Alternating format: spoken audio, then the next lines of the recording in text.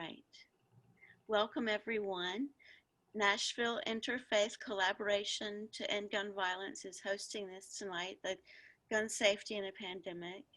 And I really appreciate everyone being here. I'm going to share screen for a moment.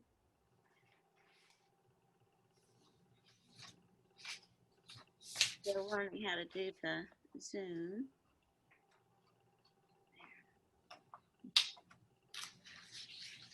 Now, the reason why we're here tonight is in part because of the pandemic. Suicide and domestic violence are on the rise due to the pandemic.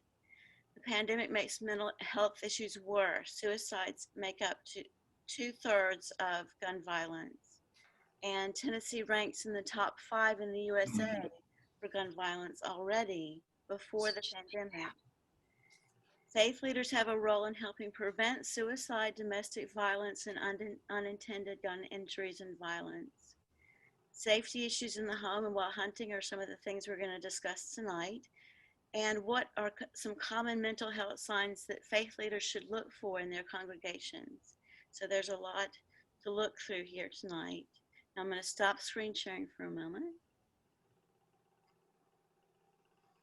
Still learning. Oh dear. Okay, there it did it. Now, first off, we have Wendy Malloy. If you'll introduce yourself and begin your presentation. Thank you so much for being here. Sure, thank you. Thanks for having me. Tonight we are going to be talking for the first part about Be Smart, which is a program developed by Moms Demand Action for Gun Sense in America to bring together parents and all adults concerned about kids, guns, and safety. My name's Wendy Malloy. I am a mother of one son. He is 20 years old. I got involved with Moms Demand about 5 years ago when he was in high school. And I just moved back to Florida from Nashville, where I was the Be Smart leader on Linda's team in the Nashville Moms Demand Action group. So can you flip to the next slide, Amy? Thank you. So first of all, the numbers. We have a lot of statistics. In the United States, firearms are the second leading cause of death for children and the first leading cause of death for Black children. As this slide shows, nearly 1,600 children under the age of 18 are killed with guns in the US every year. That's an average of 4 kids every day, which is sort of staggering when you think about it. When children in America are killed with guns, the majority of those deaths, a little over 50%, are homicides. That's more than 800 children per year. Additionally, more than 600 children die by firearm suicide each year. 600 children, and nearly 100 are unintentionally shot and killed. We know that approximately 4.6 million kids in the US live in a household with at least one loaded, unlocked weapon. While school shootings and mass shootings typically make the national headlines, as they should, the reality is that for children under the age of 13, gun homicides most frequently occur in the home. One study showed that nearly 90% of unintentional shooting deaths and injuries among children under the age of 15 occur in the home. What's more, we know that incidents of gunfire on school grounds, up to 80% of the shooters under the age of 18 got the gun they used from their own home or from the home of a relative or a friend. So those are just some of the really staggering numbers. I know that this is an emotional issue. We all come from different walks of life. Many of you may be parents. Some of you are gun owners, some are hunters, some are not. You may have had a personal experience with guns, and you may have been impacted by gun violence, as we just heard. At least one person on the call has been. We believe that most gun owners want to be responsible gun owners. So tonight we're going to talk about what all of us, gun owners and non-gun owners alike, can do to make sure our kids don't have unsupervised access to guns. So for now, let's leave politics at the door. Hard to do 5 days before an election, and agree on three things. First, we all want our kids to grow up happy and healthy. Second, we each have the right to make responsible decisions about how to protect our own homes, our families, and our communities, including whether or not to own a gun and to have it in our homes. And three, if we can prevent just one child gun death or injury, it's our responsibility to do so. So again, we're not here tonight to talk about laws or policies, so we'll set those aside. So I want to take a few minutes to talk specifically about the consequences of unsecured guns and what that looks like. On this slide, you'll see a few headlines from stories across the US. These are just 4 stories. We know these stories happen every single day, and there's so many that go unreported. Some of you may remember from the news the first story in the top left, the shooting in January of 2018. There was a shooting in Kentucky at Marshall County High School. More than a dozen students were shot and wounded. 2 of them, Bailey Holt and Preston Cope, were killed. The 16-year-old shooter had gained access to his stepfather's unsecured pistol from his bedroom. The next tragedy took place in May of 2018. A 4-year-old boy from Louisa, Virginia, unintentionally shot his 2-year-old brother, Tyson, after accessing an unsecured gun that was kept high in an upper cabinet. That's what the caregiver in the home said of where the gun was kept, high in an upper cabinet. On the bottom left, that headline illustrates that when kids are looking to carry guns out of fear, easy access to guns can help facilitate this cycle of violence. Like 17-year-old Zeke of Jackson, Mississippi, who told the Jackson Free Press that some young people in his community carry guns out of fear of being robbed or shot and believe that having a gun will allow them to defend themselves.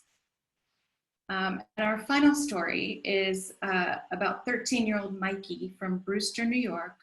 He was a friendly, popular 8th grader. He was an expert bowler, an avid athlete, and he loved video games. In January 2013, Mikey, again, 13 years old, came home from school and took one of his father's unlocked, loaded guns and shot himself. His family knew Mikey to be a happy kid, and they don't believe he had planned to die that day. But with easy access to a loaded gun, Mikey made an impulsive decision at 13 years old that tragically became a fatal one. So all of these stories show the fallout of when kids get their hands on unsecured guns. No story is quite the same, but all of these are tragic, of course, and every single story is preventable. The next slide, Amy. Thank you. So it's important to remember that even if you are practicing secure storage or if you don't have a gun in your home, you can't be sure about other people's houses, relatives, friends, neighbors, where your kids may go. You can't be sure about how responsible those people are being, and that's where our Be Smart program becomes helpful. So we can learn to be smart. SMART is the acronym that we're going to go through very, very quickly. Let's start with S. On the next slide, Amy. I'm sorry. That's okay, no problem. Okay, S. S stands for secure. Secure all guns in your homes and vehicles. We know that 13 million households with children in the US contain at least one gun. One study found that the majority of kids in gun-owning households knew where the gun was stored. And even when parents think the kids don't know where the guns are, they know.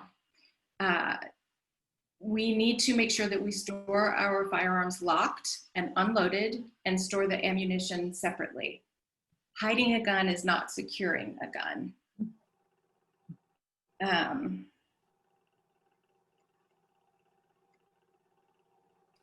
So what do we mean by securing guns? Guns should be stored, locked and unloaded with the ammunition stored separately.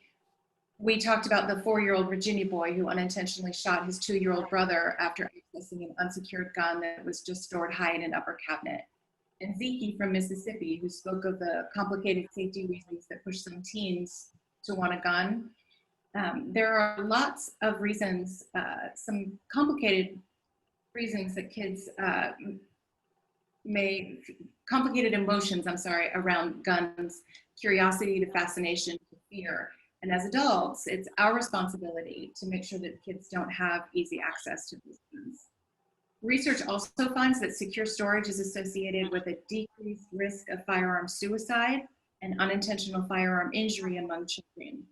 One study showed that households that locked both their firearms and their ammunition had a 78% lower risk of self-inflicted firearm injuries among children and teenagers, and an 85% lower risk of unintentional firearm injuries. Those are pretty powerful numbers that really show how important it is to store your guns safely. So some commonly used secure storage practices include using a cable lock, a lockbox, or a firearm safe, as well as we've said, storing firearms unloaded with the ammunition stored separately. Unsecured guns also contribute to the staggering number of guns that are stolen each year. An estimated 380,000 guns are stolen from private gun owners every year, and gun owners were 3 times more likely to have a gun stolen if they carried a gun in the last month. Research also suggests that nearly 1/4 of stolen guns are taken from cars. I know it's a big issue in Nashville. And so again, storing a gun in the glove compartment or underneath a car seat is not considered secure storage. There are actually safes that you can buy for your car if you feel like you need to have your gun in your car at all times, so that if someone gets into your car, they can't access the gun. So M, model responsible behavior. Every law-abiding adult, as we've said, has the right to decide whether or not to have a gun in the home, but you can't rely on curious kids to find the gun. As we saw on the earlier slide, one study showed that the majority of children are aware of where their parents store their guns, and that more than 1/3 of those kids reported handling their parents' guns, many of them without their parents knowing. Nearly 1/4 of parents did not know that their children had handled the gun in their house. So it's always an adult's responsibility to prevent unauthorized access to guns, not a curious child's responsibility to avoid guns. Talk to your kids about gun safety, but remember that that's a precaution and not a guarantee. One study found that young kids who go through a week-long gun safety training are just as likely as children with no training to approach or play with a handgun when they find one. So modeling responsible behavior means that smart adults make sure that kids just don't have the access to guns in the first place. Now, that said, you can't control the environment that your child is in all the time. So you should teach them to touch a gun if they come across one, real or pretend, and to give them the tools to get out of a dangerous situation and alert an adult. It's always our responsibility as adults to do everything we can to prevent them from getting into a dangerous situation to begin with. So it's right here on the slide. Keep the language simple. If you see a gun, don't touch it. Tell an adult right away. We can move on to A. Amy? Thank you. A is for ask.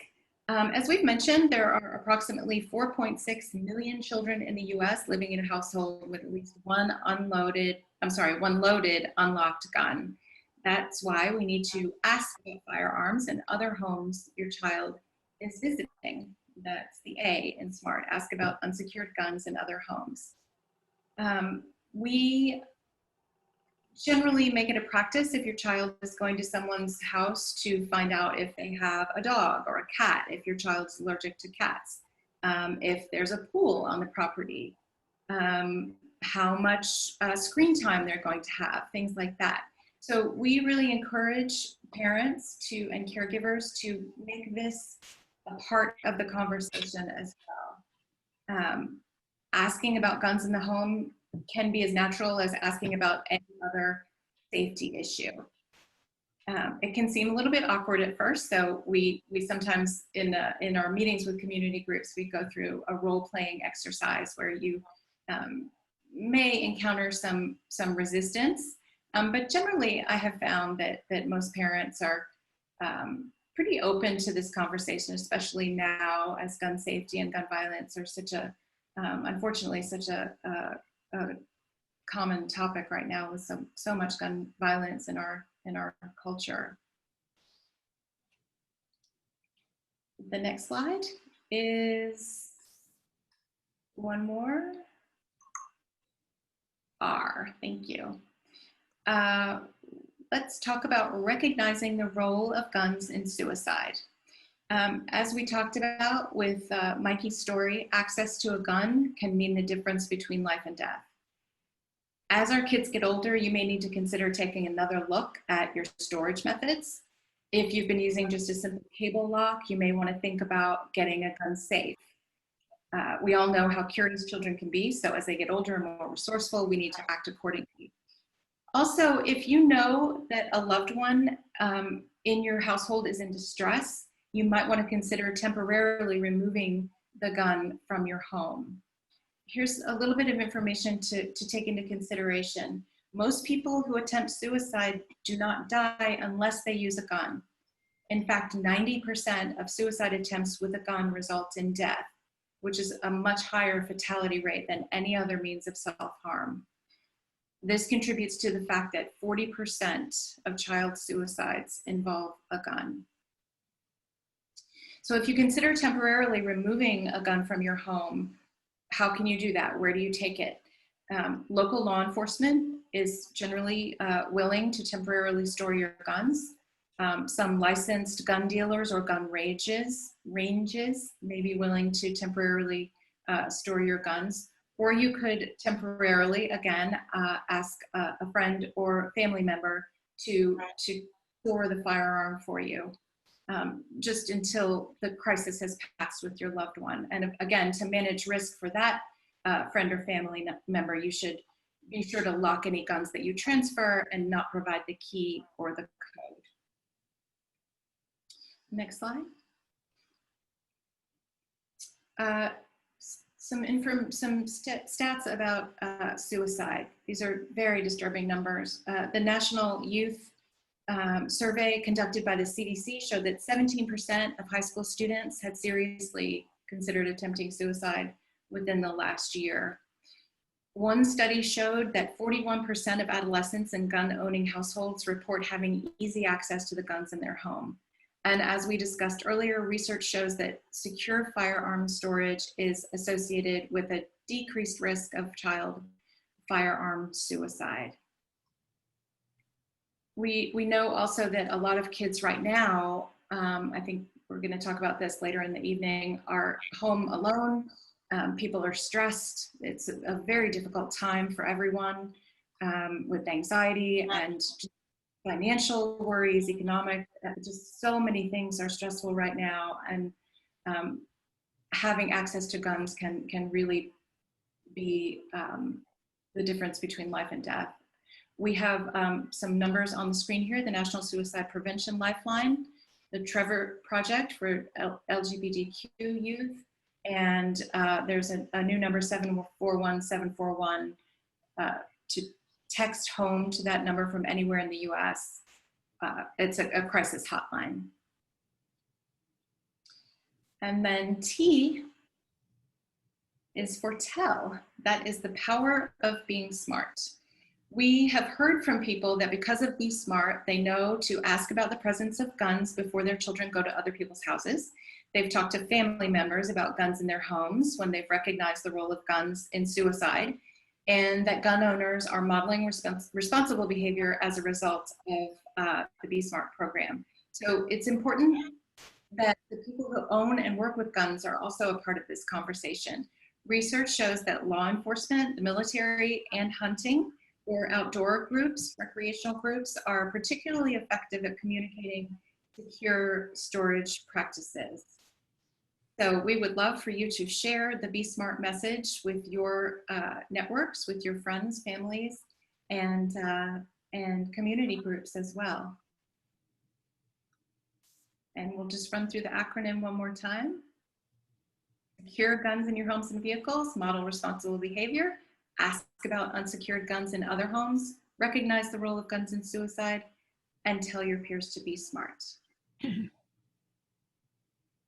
Thank you so And much. anyone have any questions?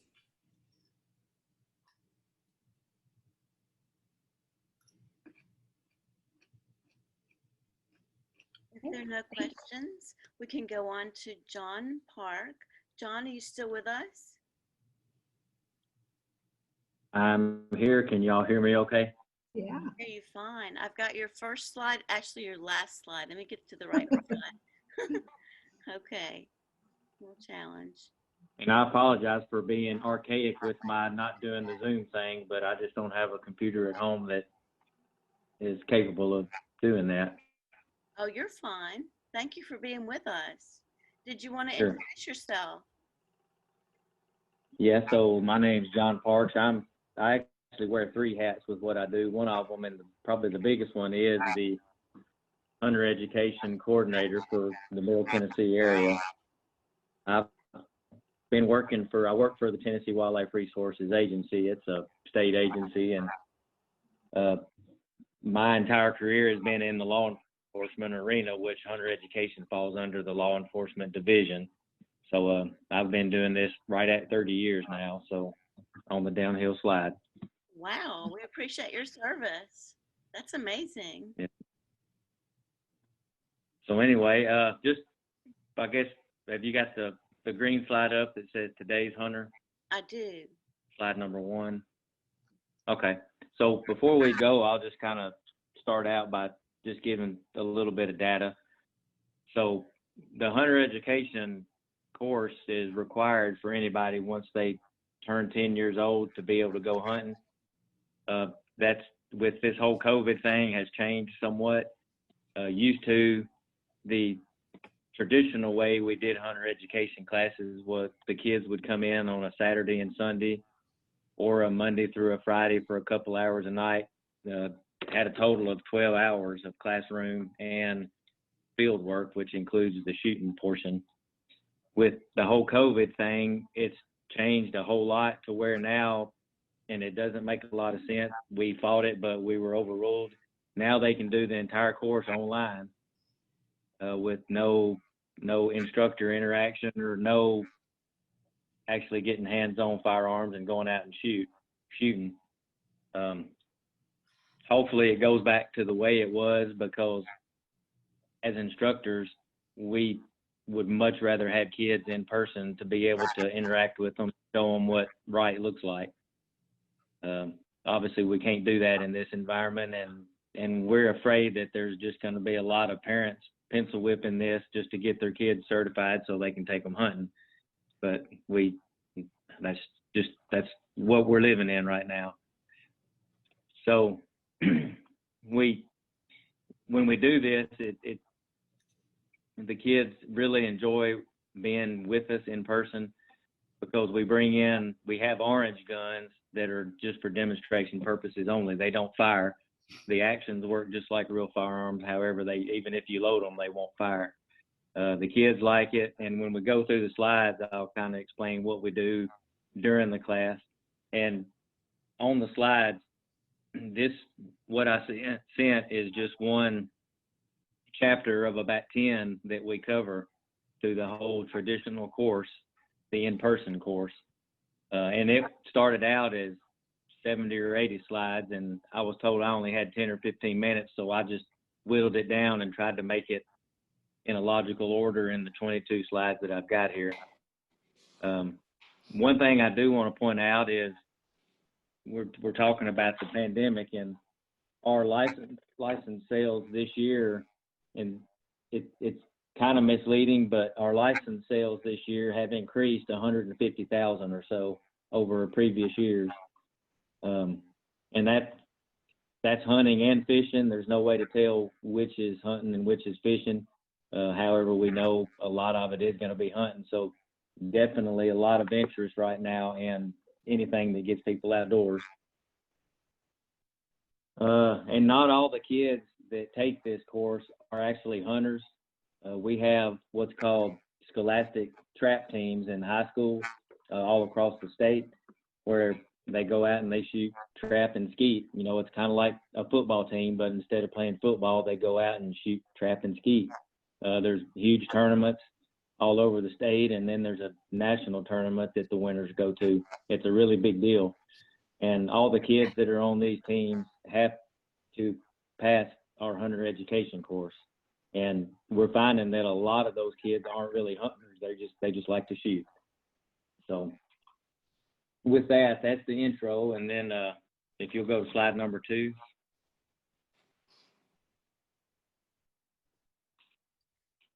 We're there. Okay. So what we have, and we start from day one when we're doing a traditional class, it's called the 10 Commandments of Firearm Safety. That's not part of this chapter. However, on this slide here, the 4 primary rules of firearm safety, that is the first 4 of the 10 commandments. And they're pretty self-explanatory. And the very first one, point the muzzle in a safe direction and not insulting anybody's intelligence, but the muzzle is the end of the barrel where the bullet comes out.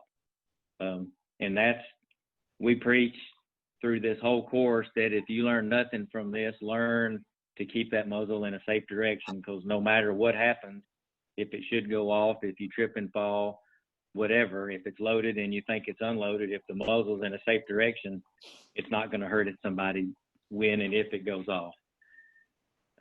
Treat every firearm with respect to a loaded gun. Basically, just treat every firearm as if it's loaded, even if you know for a fact it's not. Always know what you're shooting at and what's in front of it and behind it, because more often than not, you miss. And if you miss what you're shooting at, you've got to know where that bullet's going. And then the last one on the slide, keep your finger outside of the trigger guard, which is you don't put your finger on that trigger until you're ready to shoot. And next slide. Okay. All right, this here, there's actually a whole chapter talking about firearm safety in the home. And that chapter may have been more relevant than this chapter for this discussion. I'm not sure, but we go into a lot of detail, and a lot of what's on this slide was already covered by the previous lady that was speaking, just talking about keeping guns and ammo separately, locked and then separate. And that's for obvious reasons. That way they can't put the 2 together. All right, let's go to the next slide. Okay. And this is just a continuation of safety rules. And again, you're going to see point muzzle in a safe direction. That's repeated in this class pretty much every chapter, and it's just something that we keep driving home. All right, let's go to slide 5. Okay. All right, we're doing pretty good across the state on hunting accidents. I'm only responsible for the Middle Tennessee area, and we have dove season has gone on, and we didn't have any accidents there. We normally have some people getting shot while they're dove hunting. We haven't had any yet. The only hunting accidents we've had so far this season, and that was a guy deer hunting with a bow and arrow, and he fell out of the tree stand, and it was non-fatal. But listed on this slide are the 4 main causes of hunting accidents. Hunter judgment mistakes, which is basically a guy who sees something and he thinks it's a deer or a turkey or whatever, and he intentionally aims and shoots at a person that he thought was game. And those are normally the most deadly because it involves somebody, taking careful aim and shooting. It's not just a accidental discharge. Safety rule violations, the second main cause. An example of that would be somebody riding around on the back roads in the country in a pickup truck, and they see a deer out in the field, and they just stop and shoot from their truck, and then they hit a farmer, or the bullet ricochets and goes who knows where and hits somebody. The third one there is lack of control and practice. That's just, and we'll kind of get into a little bit about how to cross fences and rough terrain like creeks and so forth. That's just a slip and fall kind of accident. And a mechanical failure is just the safety on a gun doesn't always work, and a lot of people depend on that as the surefire way to make sure a gun doesn't go off. And that's another thing that we make sure we drive the point home, that you can't count on the safety on the gun to keep a gun from going off. All right, let's go to slide 6. Okay. And again, you see the top bullet there talking about muzzle pointed in a safe direction. It's obvious that we really push that. And again, safety on until you're ready to shoot. However, that safety does not prevent the gun from going off 100% of the time, so you can't count on that as your only safety measure. And then if you go to the next slide, we kind of get into different carries while in the field.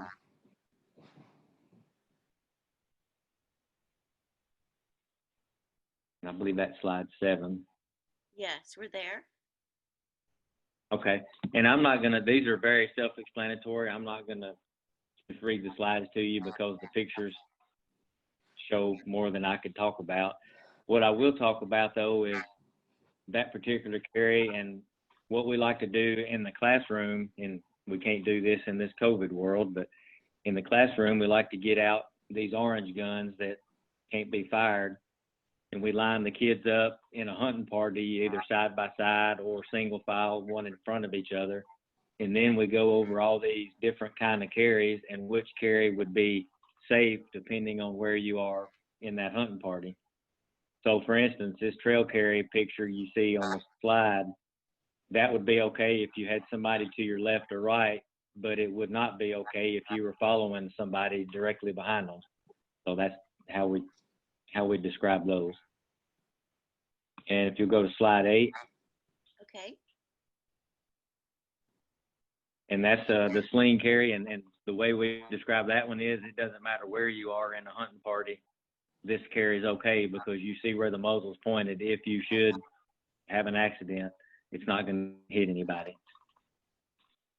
And slide 9. All right. And this is another one where you don't want to be behind somebody using this carry.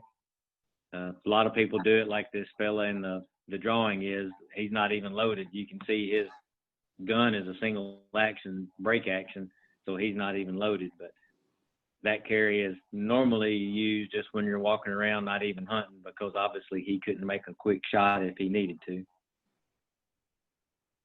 All right, slide 10. Okay. This is the most common while you're in the field, actually hunting ready to shoot, because you can get it to your shoulder pretty quick. And again, we like to get the kids up and show them. So in this situation, if there was somebody to the lady in the drawings left, that would not be a safe way to be carrying that firearm. If somebody was to her right, that would be okay. If somebody was in front or behind her, that would be okay. All right, slide 11. All right. And this is the cradle carry, and you kind of see how I've been talking about it. The main thing, again, and this is what we keep harping on, you don't have to memorize these carries. You don't have to think about when to use what type of carry. The main thing you have to be aware of is where the muzzle is pointed, and if you were to have an accident, is the muzzle pointed in a safe direction and not going to hurt somebody if you should have an accident. And then slide 12 shows, I think, the last one. It does. And that's the shoulder carry. And this is always a good one to show with those orange guns, because if there was somebody behind you and you were carrying that, it's very obvious how dangerous that is if you should have an accident, the way that muzzle is pointed directly behind you. All right, slide 13. Yes. And this is showing in the drawings here kind of what we do in the classroom, but we'll get, and the kids love this kind of thing when they get to participate. You get up and give them a gun and just have them line up. So in the picture here, that's a perfectly safe picture because the people on the outside are pointing their muzzles to the outside, and the fella in the middle is pointing it straight up, maybe just a little bit back. All right, let's go to slide 14. Mm-hmm. And here's the single file, which, like I talked about, the safe picture, the person in front's pointing to the front. The one in the middle is pointing to the side, and the one in the back is using the shoulder carry, so he's pointing behind him. And we go through all this, and we intentionally make the kids hold in the wrong carry, so it's obvious that it's an unsafe situation. All right, slide 15. Mm-hmm. And again, the main thing to know is where the muzzle's pointed, and not just are you out there trying to make sure you're hunting safely with your hunting companions. You also, if you have a hunting dog or if there's livestock, whatever nearby, you don't want to have an accident and shoot something like that also. All right, let's go to 16. So this is what I was talking about earlier, is crossing obstacles. That's when basically it's a slip and fall kind of accident. The main thing with crossing obstacles, whether it's crossing a fence, whether it's walking across a log, across a creek, or actually crossing a creek that may have slippery rocks, the main thing you have to do before you do any of that is unload the gun. And even if it's unloaded, you still have to be aware of the muzzle and where it's pointed. So again, we always like to talk about it as if, even though your gun's unloaded, it could magically get loaded. So even if it is unloaded, you don't go around pointing it and being careless with it. And I always explain how, to me, with kids like to play Nerf gun and airsoft and all that stuff, it just gives me the heebie-jeebies even shooting my kid with a Nerf dart. It just doesn't seem right, but that's the thing these days, apparently. All right, if you'll go to 17. Okay.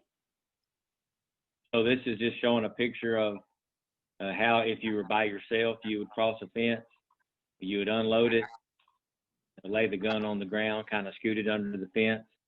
You'd climb the fence and then pick the gun back up, check it for obstructions, make sure no mud or anything got in the muzzle or in the chamber. And once you've determined that it's clear, you can load up and carry on. And then slide 18 is basically the same thing, but in a two-person deal. So if two people are crossing the fence, excuse me, you both would unload your gun. The first person would cross the fence, and then the next fellow would hand both of the guns over to the first one. And in this case, you really wouldn't have to check the gun for obstructions or mud or anything, because you didn't have to lay it on the ground. But once they're both on the right side of the fence, you can load up and carry on. All right, and next slide, 19. And whenever they do go back to loading it up again, you see the top bullet there, point muzzle in a safe direction. That's just in these 22 slides alone. I think I've said that 4 or 5 different times, so you can see how we stress the importance of that. So load it, you point the muzzle in a safe direction, open the action, make sure the safety's on, load your ammunition, close the action, and then put the safety on if you weren't able to do so beforehand, because some guns won't let you put the safety on until you actually load it. All right, slide 20. Again, top bullet, point muzzle in a safe direction. This is how to unload. Point the muzzle in a safe direction, put the safety on, which it should already be on. Keep your finger outside the trigger guard and open the action. And then go to 21 for me, please. Mm-hmm. Once you open the action, you remove the ammunition, whether it be a bullet or a shotgun shell. If it has a detachable magazine, you take that out. A lot of guns don't anymore. Sometimes you just have to eject the shells one at a time until it's empty. And then you have to make sure the gun is empty by visually checking the chamber, which is the part the bullet or the shell goes in, and the magazine is empty. And a lot of times what gets people in trouble is they unload what they think everything is out of the magazine, and they visually look at the magazine and see that, yes, it's empty. But that doesn't mean the firearm is unloaded, because there's still the possibility of having that one round still in the chamber. So you have to visually check the chamber and the magazine to be 100% certain that it's empty. And if you'll go to the last slide, this is just one thing we talk about when we're talking about field safety, and that is the safe zone of fire. And that basically shows each person in the hunting party their left and right limits to make sure you don't swing too far out of your zone of fire and accidentally shoot your hunting companion. This is something else we do when we have the kids in the class. We line them up like that, and then I'll walk out in front of them and pretend to be a rabbit or whatever, and I'll walk one way or the other and ask which one can safely shoot. So with that, that concludes the slides, and I don't know if I took my allotted time or not, but I tried to get through these as quick as I could without bogging down. Oh, you did great. Thank you. Thank you so much. Yes, ma'am. Now we have Sarah Moss to talk about the mental health issues we can be looking for in the congregation. Did you want to introduce yourself? I need to unmute myself first. There you go. I started talking. Yes, I'm Sarah Moss. I'm joining you all from Knoxville tonight. I live here in Knoxville, and I am an LCSW in private practice. And so I'm going to talk as briefly as I can about some risk factors, particularly for suicide, sort of adding to what Wendy said already about suicide risk factors for teenagers. A lot of those things also apply to adults, of course. And obviously, this is an important time for us to be very aware of the risks of suicide. As I think it was Wendy that was saying, this has been a very stressful 7 to 8 months, and it doesn't work. There's a lot of uncertainty right now. So it's important for us to be thinking about these things.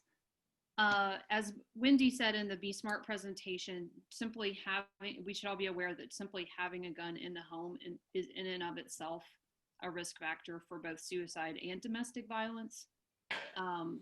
So in my opinion, I think it's important for all of us as members of faith communities to be willing to acknowledge that and willing to talk about who has a gun, who doesn't, we shouldn't be as afraid to address that and talk about it. So then I would add to that a huge risk factor, and this is also in play right now, a huge risk factor for suicide is financial. That's clearly a problem. A lot of people are struggling financially right now. And then I would also invite people to think about it's not just job loss, which is of course huge, but also people who have huge amounts of debt, which they're often very, very secretive about and can be a huge source of shame. And so it's important that we're talking about those things and also talking about gambling. You don't hear as much about that as you used to, but gambling is obviously potentially a huge problem. So these are some issues that don't often get talked about in terms of financial stresses that people are dealing with. And I would add to that, since I think we have at least a few ministers and faith leaders in this group, that one of the ways that I think churches in particular can be assertive about this is that if you have a member who is normally giving at a certain rate, and then there's a sudden drop off, that can be a clue. Oh, not necessarily we're going to call them and be like, hey, why are you not giving anymore? But that something may be going on, and that might be a good time to reach out to your person and say, I'm worried about you. So money is a big issue. Another big risk factor is ends of relationships, divorce, and any kind of breakup. I mean, especially with teenagers, but at any point in life when we have an end of a relationship, that is a prime high risk time for both suicide and domestic violence. So it's important for us to be aware of that. Particularly with churches, I think it's important to often, as it happens, when a couple breaks up, one person sort of stays with the church, and then the other person is just maybe not comfortable with the church anymore.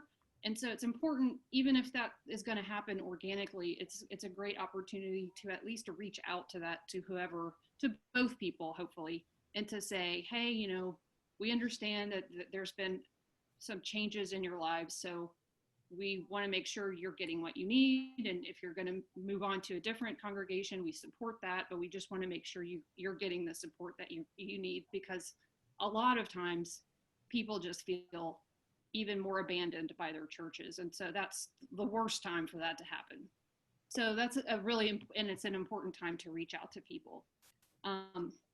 Some pretty obvious signs, I think Wendy alluded to these obvious signs, and then risk factors are drug addiction. Anytime somebody is struggling with drug abuse, that's going to be a risk factor. Anytime you see somebody who's just lost total interest in doing anything. And the problem with this for churches is that, of course, you may not see these people because they don't even feel good enough to come to church anymore. So that, and again, that is a time that it's important for people, if they're not showing up, again, not to harass them, but to just be like, hey, we haven't seen you around for a while. Is everything okay? And touching base. So isolation, and I can't say this enough, especially during this time when everybody is already stressed out and oftentimes feeling isolated. It's a good time to have some sort of systematic checking in with everyone. And I don't necessarily mean the ministers have to be the one calling, all 300 members of their congregation, but that there's some sort of order, a phone tree or something, so that people are reaching out to each other and connecting. Because people can really easily feel lost. And then another thing, this is also kind of counterintuitive, but I think health issues often go hand in hand with suicidal ideation. Certainly with coronavirus, we're finding a lot of neurological issues that there's no evidence at this point that coronavirus inherently puts you more at risk for suicide. But anytime there's a chronic pain or chronic, a new diagnosis, even if it's something like a heart disease or something along those lines, it actually can be really scary for people, and they can feel like, I can't deal with this. So that is a good time, again, for many reasons, but particularly as it relates to suicide, to reach out and just check in with people. So another thing that I want to say, so those are a few symptoms or red flag signs that you can be aware of. But another thing I want to say is that I would encourage churches to, as a community, to do the QPR training that's offered through TSPN, which I think is a 12-hour training. So it's a kind of a commitment, but it's a great thing to do. It's a very thorough, geared towards people. And the other thing is kind of just like asking about guns in the home. I think it should be normalized to ask about just a simple question. Are you feeling suicidal? It's a hard question to ask at first, but I've asked it in my career dozens of times. And I can tell you to a person, every single time I've ever asked that question, it's been met with relief, because either the person says, oh my gosh, no, not at all. I don't feel that way. And so it helps kind of give them perspective that, yes, they're feeling badly, they're struggling, but not that badly. Or if they are feeling suicidal, or if it's even crossed their mind, they're really relieved that they can talk to me about it now and that we can figure something out. So, or do we need to go to the hospital? Do we need to make a safety plan between now and when we talk next? It's just, it's especially the first time you do it, it's uncomfortable or scary, but it's really important that people don't be afraid to ask that question. So, and then, there's a whole lot more I could say about all of this, but the main thing I would encourage churches to do is to foster a culture, an environment of openness, that, as faithful people, we also struggle sometimes, and we need to have permission to talk about that. And then one other thing, a lot of churches do this already, but having the suicide hotline number that Wendy mentioned, and a domestic violence hotline number posted in private places, like in the bathroom stall, where people can see them and know, the people here care about me.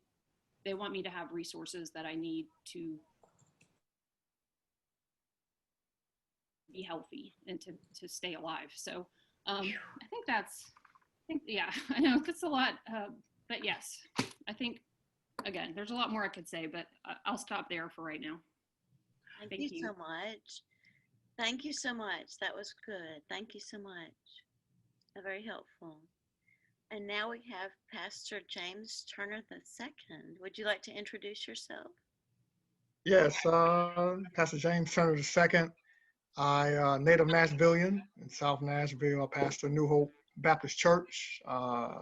Just celebrated 6 years, and we've been in the same community over 135 years over in Edge Hill. Now it's called the Goats now, but it's historic Edge Hill. And so I've done a lot of work with youth violence and around gang violence in particular, juvenile justice, and mentoring young men. And so being a part of this group and trying to just lend my resources to that, it's just been a blessing. So trying to get through quickly. I enjoyed every presenter, and definitely took notes, and we'll be using a lot and be calling on you all to do workshops.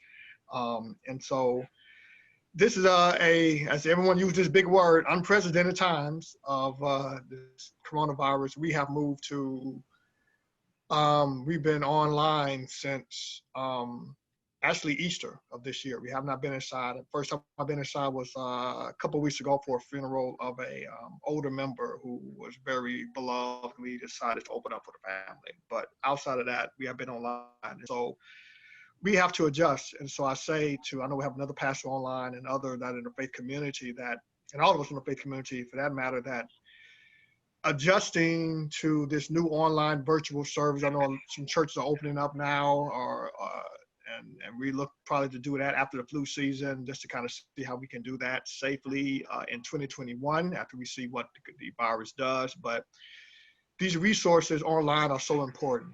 And so that's why I commend everyone that is on this presentation and those that presented that I think to churches, we have to move this type of platform, get our congregation educated, push the message more, place, as you said, Sarah Moss, to place these numbers and on our website to try to push the agenda of the importance of safety of the guns in our homes. And so we catch the other side as pastors. We are, have a great burden on our shoulder, because not only do we have to, we're called to preach and teach, we are not psychologists. And so, and I recognize I'm not a counselor, I'm not a trained counselor nor a trained psychologist. So I think 2-3 things I want to just point out. One, that what's the burden of a pastor is we have to make sure we have all the resources we can for whatever times and culture that we're in. So I'm working on, even now, trying to get more resources on the website.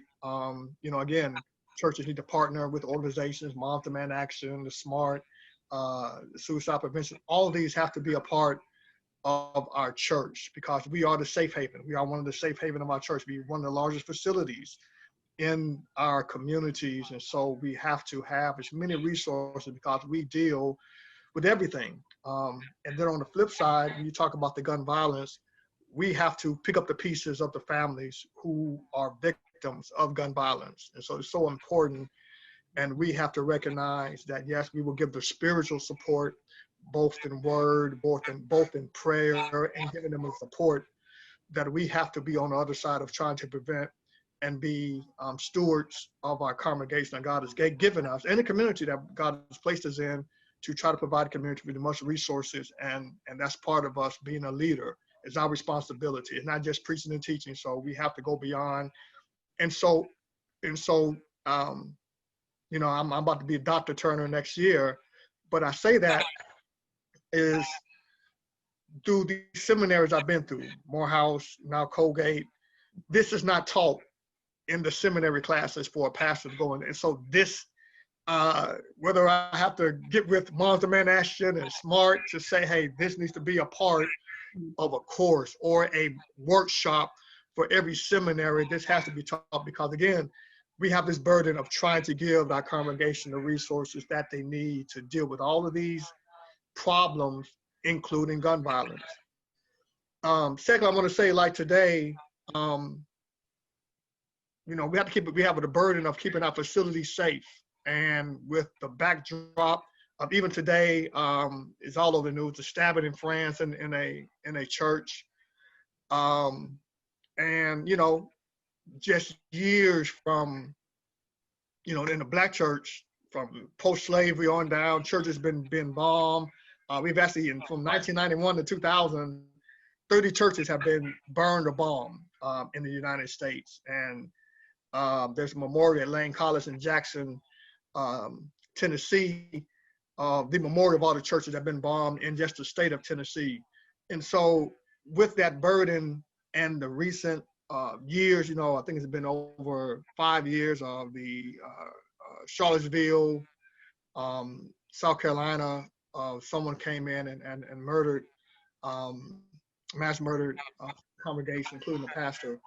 And so it's a great burden on every church to keep our facilities safe. And it's a shame that we are trying to be a safe place for others, but we have to, again, have security. And we have to I got to have personal security, to walk to and fro. And then I got to try to protect myself when I'm in my office and leaving out late hours of the night and things of that nature. And I have a security detail for myself and for the church. And so those are the burden things we have to do because these things happen. It's a shame that we have to have security at a church, and we try to provide a safe place for the community and the nation, that we ourselves have to have security for the pastor, the family, and for the congregation to make sure they come to be safe. So incidents like what happened in France and the shooting, that won't happen. And so those are the things that we are burdened with. And so times when we have to preach and eulogize, that's a perfect time where I kind of interject. Here's some resources, and I hate to use the word shame, but the shame of just because we had a lot of gun violence situations. Even recently, I had to go and be a part of a domestic violence funeral. A young man was murdered by the ex-boyfriend of the young lady she just dated 3 weeks. So in 3 weeks' time, he was murdered, and the mother attended my church to have to go in and try to pick up the pieces of that family. So these are the things that we deal with, and without us, it's so intentional now and so important now because these are the only platforms we have to try to get to our congregation, and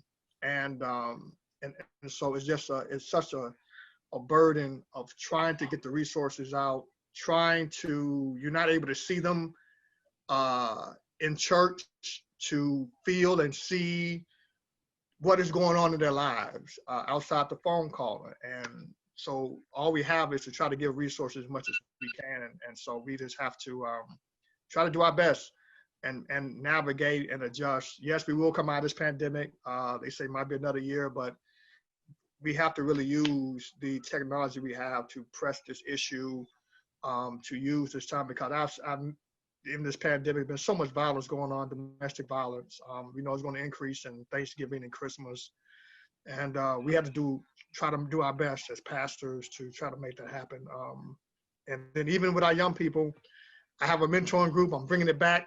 It's called True Gentlemen, but that reaches, a lot of young men and women that mainly young men that are in an environment of poverty or violence, and a culture that promotes that. And we try to combat that with mentoring. We adopted schools, and so we're just trying to carry that and reach our young people the best way we can. And it's been a kind of a stop because of this pandemic. So I kind of will stop right there, but we see even, again, with all this going on, violence is still going on. The pandemic didn't stop no one. It's not stopping the occurrences, and you're just going to see more. Now, just on the phone with a friend of mine who was just in a domestic violence situation this past Sunday with her boyfriend, and it's getting more intense, and had to walk her through steps. Hey, tell your family, call the police, so you can have some eyes on you, and you can at least have the steps in place to protect yourself and your family.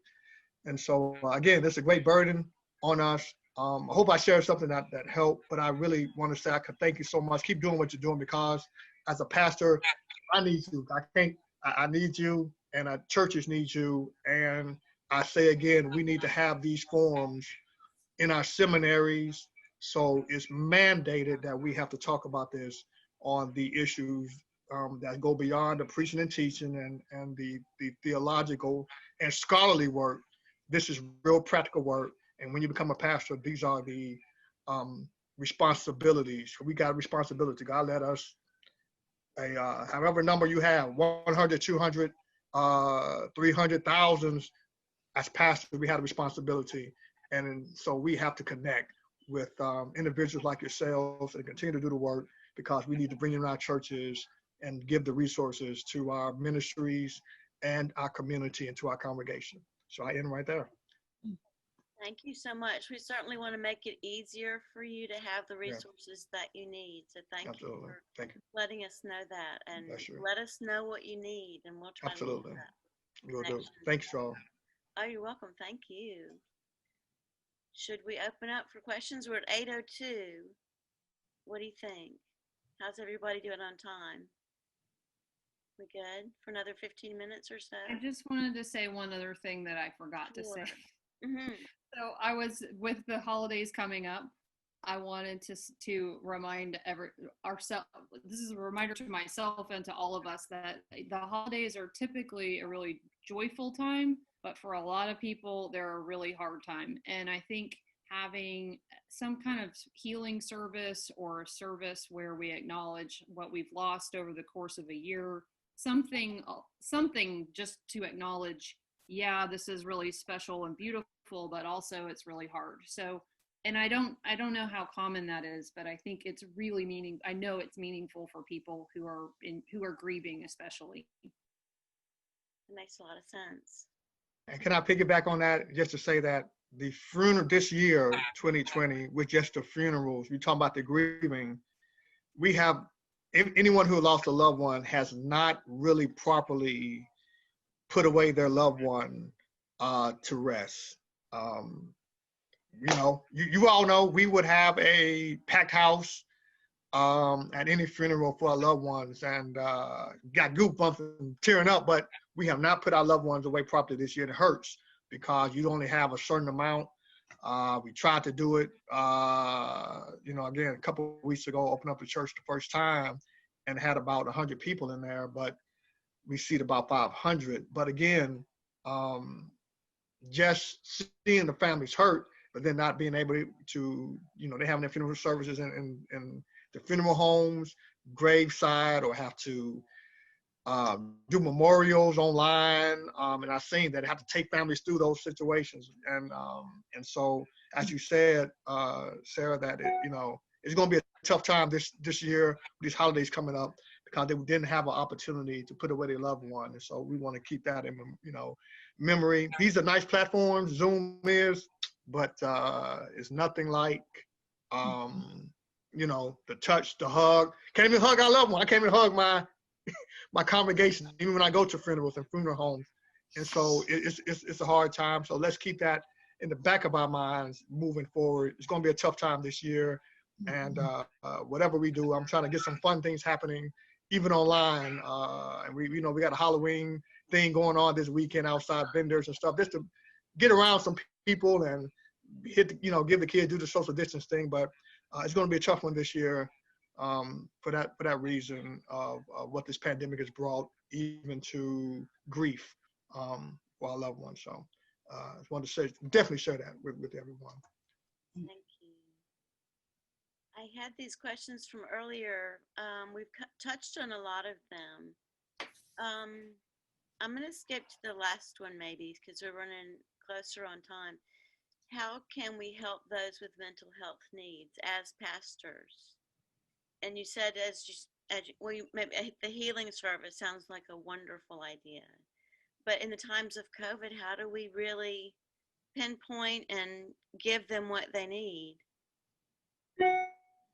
I'm just going to say for that, obviously there's no magic cure. unfortunately. But for me, I just think acknowledging it goes such a long way in helping people feel less alone and less shame. If it's an issue that they feel ashamed of, or they feel pressure to not share how much they're grieving or how much they're struggling, if it's a financial issue.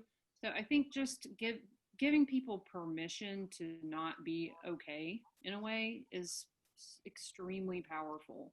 And of course, if there's a mental health issue, you want to help them find professional help for that. But you cannot underestimate how helpful it is to people if they feel cared about and heard. You don't have to have magic words for that. And it's extremely powerful. So I think just being not afraid to reach out to people when you know that they're in pain And listening. is what people really need. So and listening, mm-hmm. keep listening, because I think sometimes we want to solve things, but there's not a ready solution, and sometimes just listening is the best thing until you get to the next step. We can inadvertently put a lot of pressure on people to be quote unquote okay before they really truly are, and that actually makes them feel worse, because then they feel like, I want to be okay, but I'm just not, especially with grief and depression. Of course, nobody wants to be depressed, but and so sort of giving people permission to be where they are is, I think, really powerful, because there's such a stigma and around not being afraid to talk about it. Right. There's such a stigma around mental health issues, how to reduce that and make people feel more comfortable, maybe a smaller support group or something within the church, or a working group within the church to work on healing. Not sure. Does anyone else have more suggestions or questions for the panelists? Randy?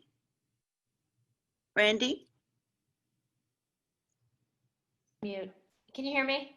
Mm-hmm. I was muted.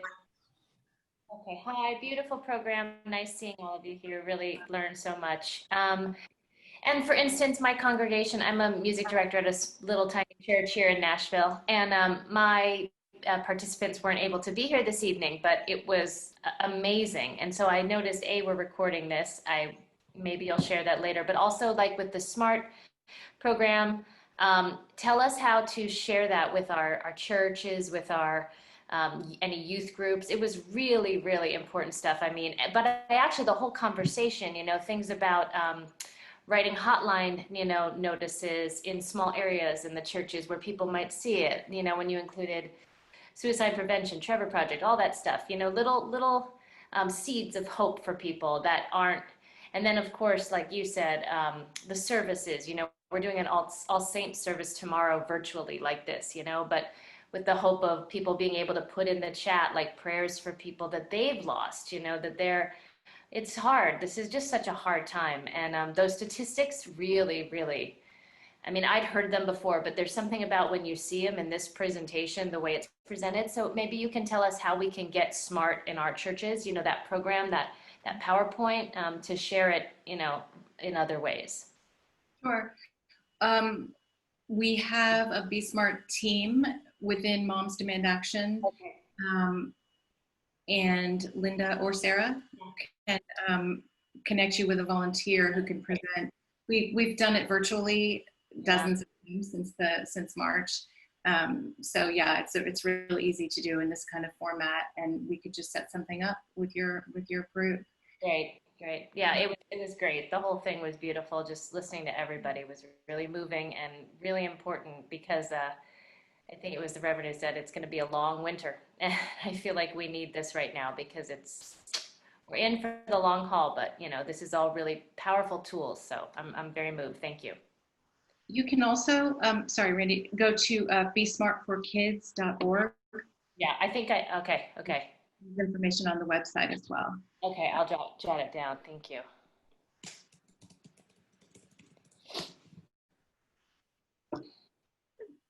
Also, Linda had a suggestion that I think comes from Moms Demand Action, to put the crisis numbers in your phone.